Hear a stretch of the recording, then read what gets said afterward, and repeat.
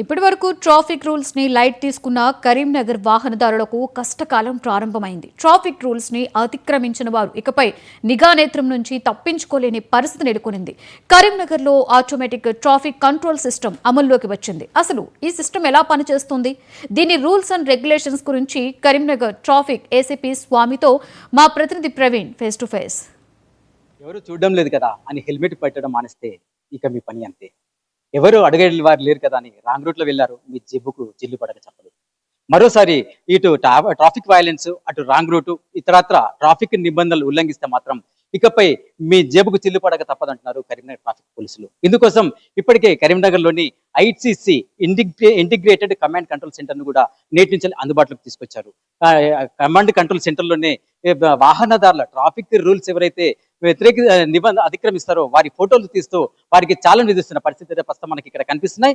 అంటే దీనికోసం కరీంనగర్ జిల్లా వ్యాప్తంగా, అంటే కరీంనగర్ నగర వ్యాప్తంగా కూడా సుమారు 769 కెమెరాలు ఏర్పాటు చేశారు. ఇందులో సర్వేలెన్స్ కెమెరాస్ 335 కాగా పీటీజెడ్ అంటే పోలరైజ్డ్ మొత్తం అంటే 360 డిగ్రీస్ చూపించడానికి 35 కెమెరాలను అమర్చారు. అంతేకాకుండా ఫిక్స్డ్ కెమెరాస్ 300 కెమెరాలు అమర్చారు.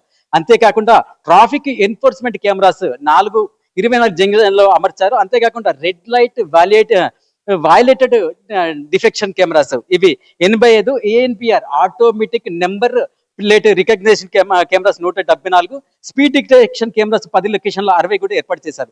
అంతేకాకుండా ఎవిడెన్స్ కెమెరాస్ 20, ఏఎన్పిఆర్ కెమెరాస్ 40, మొత్తం రాంగ్ వేలో కూడా వెళ్తున్న కెమెరాలను, అంటే రాంగ్ వేలో వెళ్తున్న వాహనాలను కూడా ఫోటో కొట్టేందుకు ఇందుకోసం మరో 40 కెమెరాలు కూడా ఏర్పాటు చేశారు. అంటే నగర వ్యాప్తంగా కూడా ఎక్కడ కూడా ట్రాఫిక్ వైలెన్స్, అంటే ట్రాఫిక్ నిబంధనలు అతిక్రమించకుండా ట్రాఫిక్ పోలీసులు అయితే చర్యలు తీసుకున్నారు. గత 4 రోజుల క్రితం ఇక్కడికి ఈ ఇంటిగ్రేటెడ్ కమాండ్ కంట్రోల్ సెంటర్ కి సిపి పోలీస్ కమిషనర్ వచ్చి ఇక్కడ కంట్రోల్ సెంటర్ ను కూడా పరిశీలించారు. ఈ కంట్రోల్ సెంటర్ ను గత 2023 జూన్ 22 నాటి ఐటీ మినిస్టర్, మున్సిపల్ శాఖ మంత్రి కేటీఆర్ ప్రారంభించగా అప్పంచలి వినియోగంలోకి మాత్రం రాలేదు. నేటి నుంచి దీన్ని వినియోగంలో తీసుకొచ్చేందుకు మాత్రం ప్రస్తుత CP police commissioner Gaus Alam కూడా ఇందుకోసం ప్రత్యేక చర్యలు తీసుకున్నారు. దీనిపై తీసుకోవాల్సిన చర్యలపై ప్రత్యేక, అంటే దిశానిర్దేశం తీసుకున్న పలు సూచనలు కూడా చేశారు. అయితే నేటి నుంచి అమల్లోకి వచ్చిన ఆటోమేటెడ్ ట్రాఫిక్ కంట్రోల్ సిస్టమ్ పై మాట్లాడేందుకు మనకు కరీంనగర్ ట్రాఫిక్ ఏసీపీ బివై స్వామి గారు ఉన్నారు. వారిని అడిగి తెలుసుకునే ప్రయత్నం చేద్దాం. సార్, ఈ రోజు నుంచి ఆటోమేటెడ్ ట్రాఫిక్ కంట్రోల్ సిస్టమ్ అమల్లోకి వచ్చింది, అంటే దీనిపై ఎలాంటి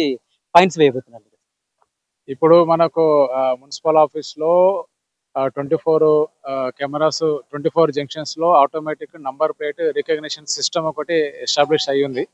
సో దాంట్లో ఆటోమేటిక్ గా ఎవరైతే ఈ వెహికలర్స్, 2 వీలర్స్ కానీ 4 వీలర్స్ కానీ వైలేషన్ చేస్తారో అది ఆటోమేటిక్ గా అది కెమెరాస్ క్యాప్చర్ చేసుకుంటారు.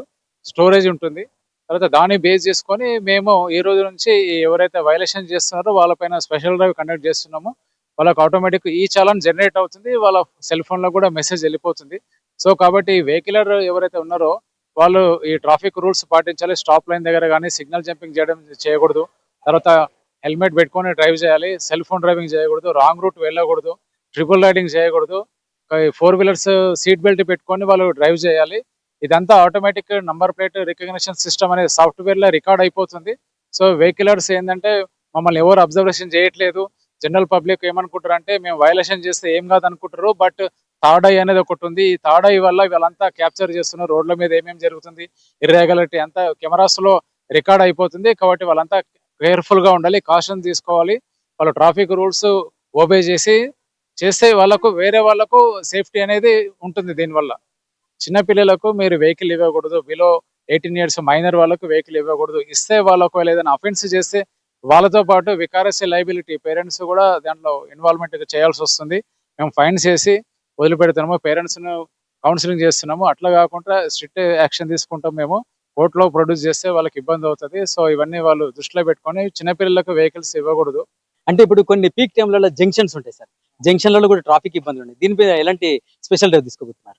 సో మనకు పీక్ అవర్స్ లో జనరల్ గా మేము ఎన్ఫోర్స్మెంట్ చేయమంటే రెగ్యులేషన్ చేస్తాం. మనం కమాన్ కానీ, బస్ స్టాండ్ ఏరియా కానీ, వదమెల్లారెడ్డి పాయింట్ కానీ, road Reddy complex, Geeta Bhavani areas లో మనకు డాక్టర్ స్ట్రీట్, వీటిలో మనకు మెన్ ఉంటుంది, పోస్ట్ చేస్తాము 2 షిఫ్ట్ వైజ్ గా.